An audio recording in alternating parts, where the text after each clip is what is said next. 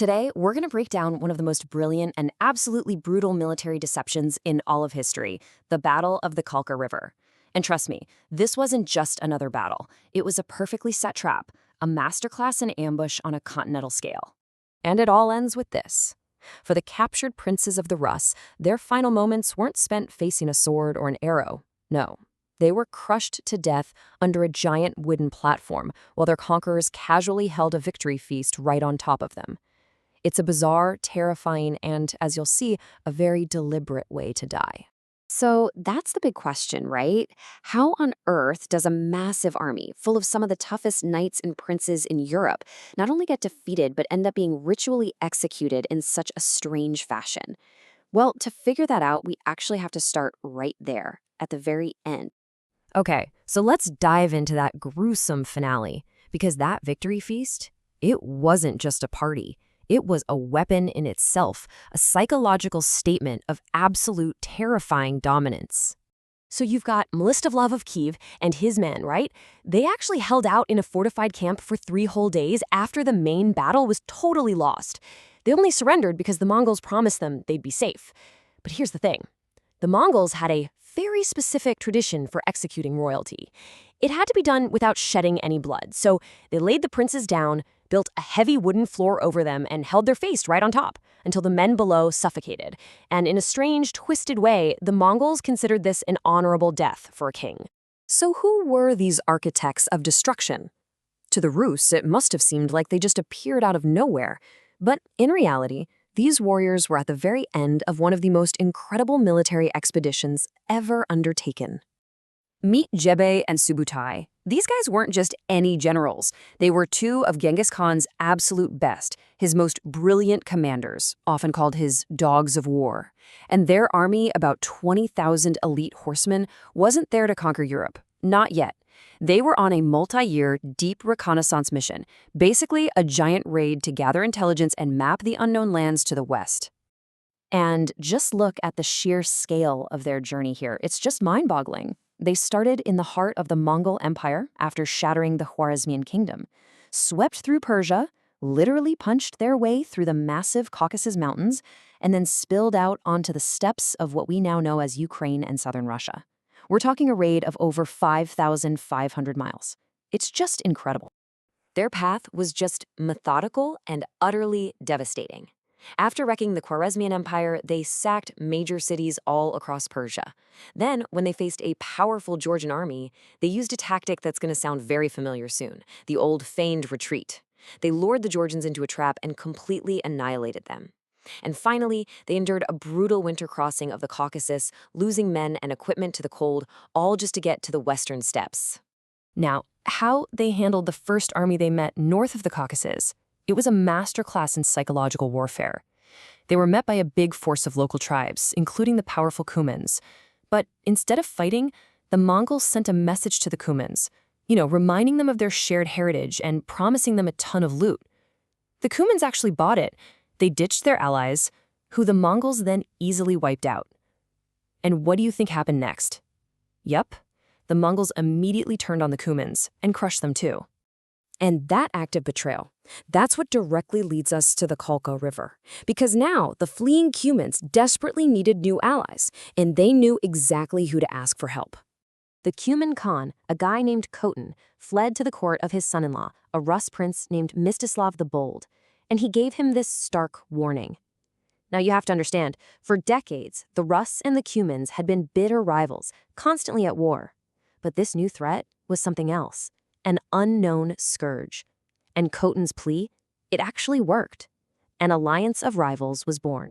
This whole situation sets up a fascinating clash of styles. On one side, you've got the Mongols, light, unbelievably mobile horse archers who are absolute masters of maneuver and deception. And on the other side, you have the Rus-Cuman coalition, heavily armored knights, foot soldiers, and Cuman cavalry. They're powerful in a straight-up fight, sure, but way less flexible. 2 completely different ways of waging war were about to collide. But, the most critical difference wasn't the armor or the horses. It was in the command structure.